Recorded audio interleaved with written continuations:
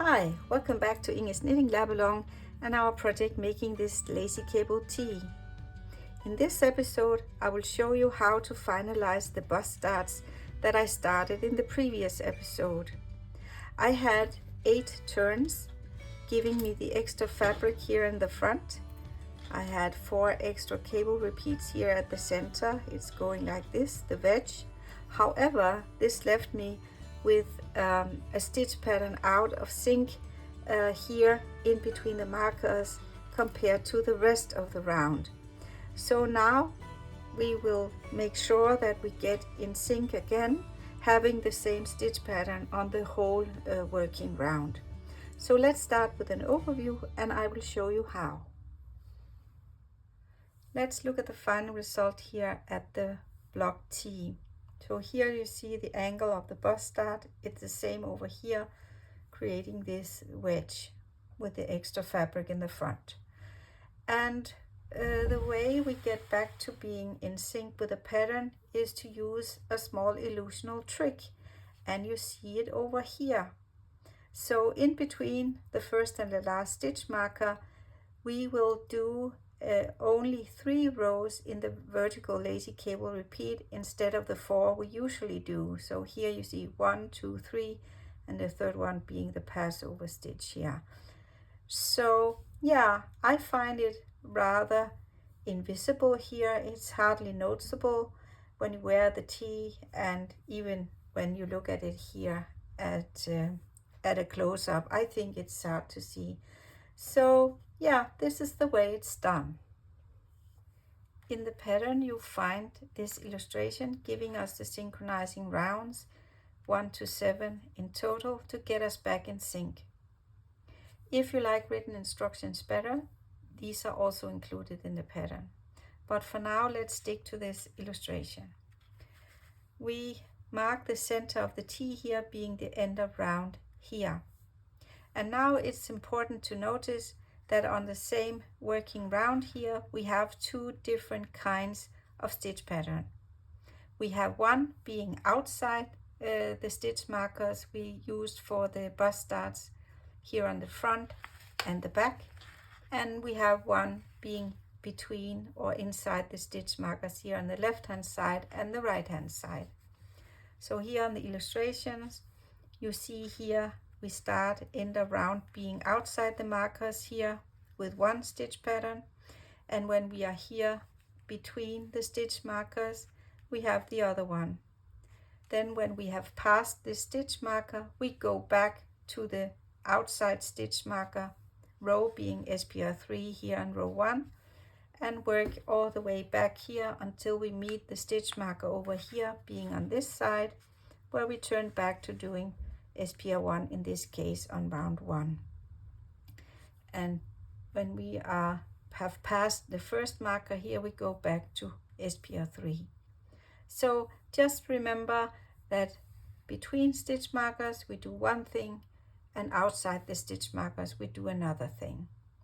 And the way we change row is that once we have made this one going around here, we move up 1 row to start the other round here. Please notice that something else happens here on round 3. If you are doing waist shaping, we start this waist shaping on round 3 with an SPR1 row. And we start the waist shaping here at the center of the underarm, so when you have passed the last stitch marker you will be on an SPR1 round again. Yes, here on the right hand side you see the number of turns. So in my case I did 8 turns, giving me a start on round 17, and you can see the other number of turns here.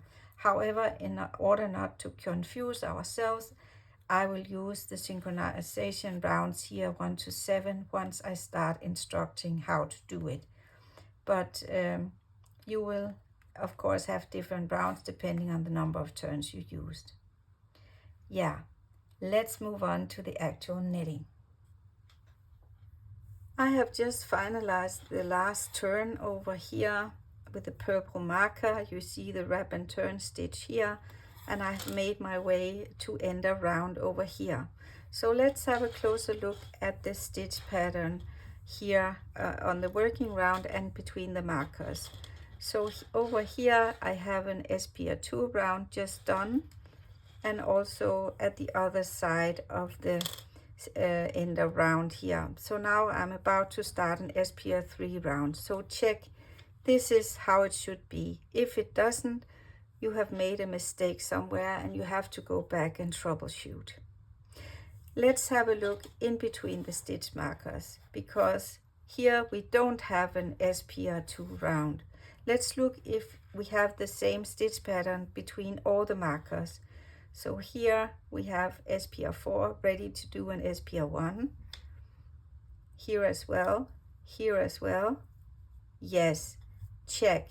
So if you have SPR4 round between all the markers, then check, you're all good. So now we can remove all the stitch markers here in between and just keep the first and the last one, so that we know when we have to do something different between the stitch markers here. I have now removed all the stitch markers besides the first and the last one. And I will start on round 1 here doing an SPR3. So let's meet when I'm at the first stitch marker. I'm now here at the first stitch marker at the left underarm. So in between the stitch markers I work SPR1, and on the rest of the round it is SPR3. So it's only in between the stitch markers, both at the left underarm and the right underarm, I do SPR1. On the rest of the working row it is SPR3. So let me just pass this one. I pull the wrap stitch. So actually when reading this illustration I could have written SPR3 over here until you meet the right hand side final stitch marker at the right underarm. But you just follow the stitch pattern you see on the needles, so it's SPR3. So let's meet at the right underarm over here. I'm here now being at round 1 at the final stitch marker here at the underarm. So I will change from doing SPR3 to doing SPR1. But first I will work the wrap and turn stitch, which is again a purl.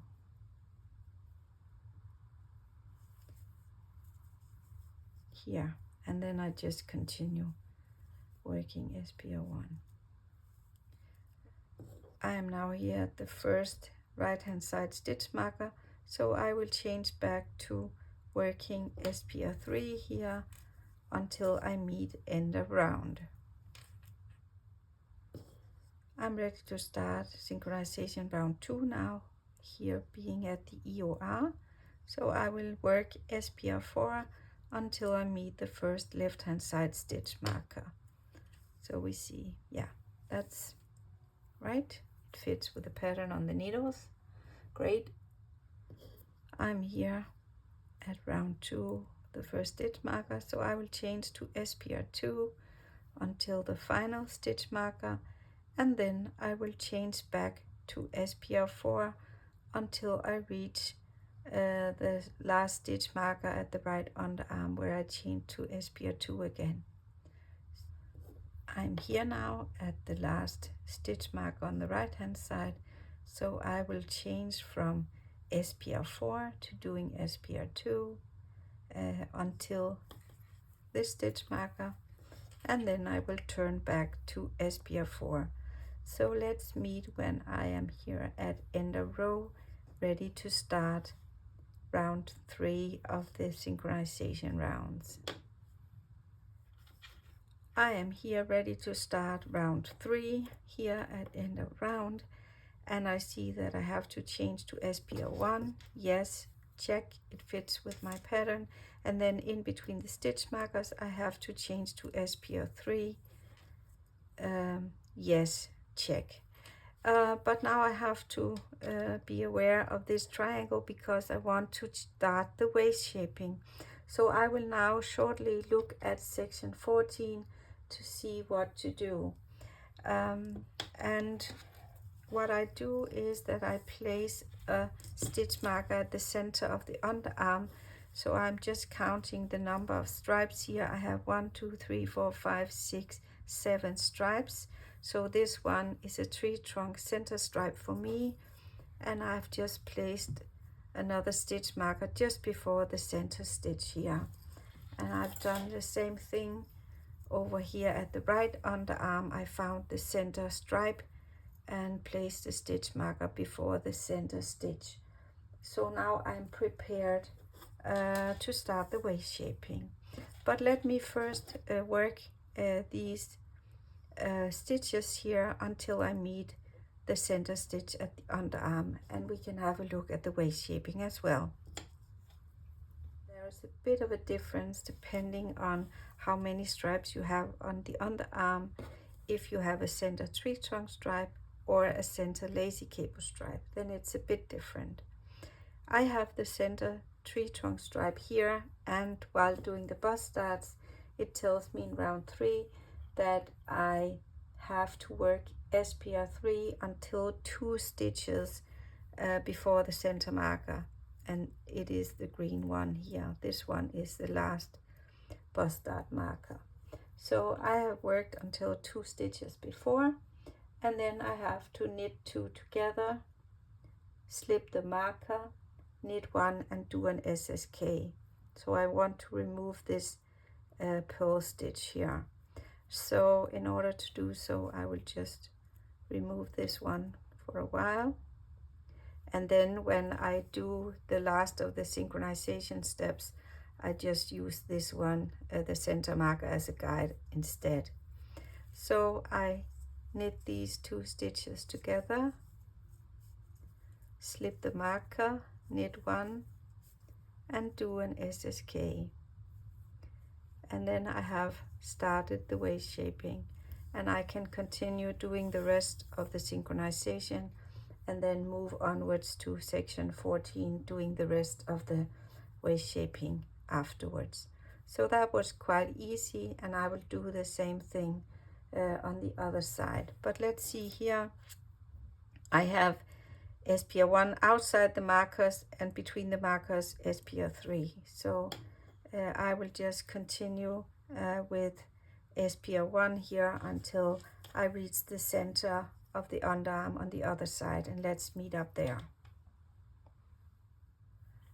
I am here now 2 stitches before the center of the stitch of the right underarm, so I will just repeat what I did on the other underarm. So I will knit 2 together, slip marker, knit 1, and then I will do an SSK. So I will just remove this one here and do the SSK. So now I will use this one as a guidance for the last stitch marker for the bust starts. Here in between the markers, I will work an SPR3 round and shift to an SPR4 here outside the markers, and we will meet up at the next round. I'm now ready to start round 4 here, so I move up a row, and I will do SPR2 outside the markers and SPR1 inside the markers, between the markers. And this is new. Up until now we have just followed the pattern which was advised by the needle, so to speak, but now we will do the first illusional trick here. So let me work SPR2 until the first stitch marker here, and let's meet up here. I am here now, and as you can see, if I just follow the pattern next in line here, I would do an SPR4. However, now I will start SPR1, so there will be only 3 rows in this pattern, vertical pattern repeat. So we just skip one row and jump to SPR1. So you see here 1, 2, 3 rows to make one small cable repeat here, and I just do the same thing until here and skip to being SPR 2 outside of the markers, and I repeat the same thing over here. So let's meet at round 5. I'm here now, ready to start round 5. Let's have a look at the first illusional trick here between the markers. Here you see how it looks like now. And yeah, well, I will just do round 5 and round 6 in just the same way, working the same stitch pattern outside the stitch markers and the same pattern inside the stitch markers, now following the upcoming row of the stitch pattern. Yeah, well, sometimes when I'm sitting in my own thoughts here knitting and just following the flow of the stitch pattern next in line, I forget to do this illusional trick here and just do an SPR4, and this would be wrong. So I'm just checking if I'm on the right track. Otherwise I could easily correct here before I get too far down the line here. So just a short quality check to see if I'm now ready to start SPR4 outside the stitch markers and SPR3 inside the stitch markers. So let's see here. Yeah, well, I ended SPR3, so starting SPR4, check. And here between the stitch markers, I have just made an SPR2, so about to do an SPR3, check. So I will do round 6, and let's meet when I'm ready for round 7. I am here now, ready to do the last and final synchronization round number 7. So both outside the markers and inside the markers, I will make an SPR1 round. So here if I had followed the flow of the stitch pattern, it should have been SPR4, but I will skip SPR4 and make an SPR1 round. So now I will do the same thing on the whole working round. So this will be the final one, using only 3 rows to get a vertical lazy cable repeat. So let's meet up when I have finalized this final round, and let's look at the result. I have now finalized all synchronization rounds. So before we move on to talking about what's up next, let's have a short look at the results and a small quality check. So now I should have SPR1 both between the stitch markers and outside the stitch markers. So let's have a look. Here we are outside the markers, SPR1 done, yes, check. Inside the stitch markers, SPR1, check. Let's look at the other side, check, all good.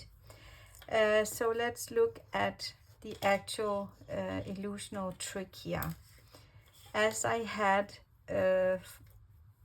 8 turns, this gives me 1, 2, 3, 4 lazy cable stripes with these small vertical cable repeats here, these 2 ones being only 3 rows, and I think they look fairly fine here, so all good. I look in the other side to see if I made some kind of mistake. No, I did not, so they are here as well. And let's also have a short look at the waist shaping I did, because I started here in round 3 to make the first decrease. Let's see how this looks. So it looks like this now, that we don't have the purl stitch between the tree trunk stripe and the 2 lazy cable stripes here, and the one inside the markers is this illusional one, and the other one is an ordinary one. So this is how it looks now. So what's up next? Yeah, well, my option here, option 1, is to continue working the waist shaping. So I will jump to the next section in round 10 and make the next decrease here for the waist shaping. If you're not applying waist shaping, then you jump back to the section with a straight body and just continue working in the round until you reach your I-cord bind off. So depending on where you are, let's meet up in an upcoming episode, and happy knitting. Raja and Ova from Inge's Knitting Lab along here. Bye bye.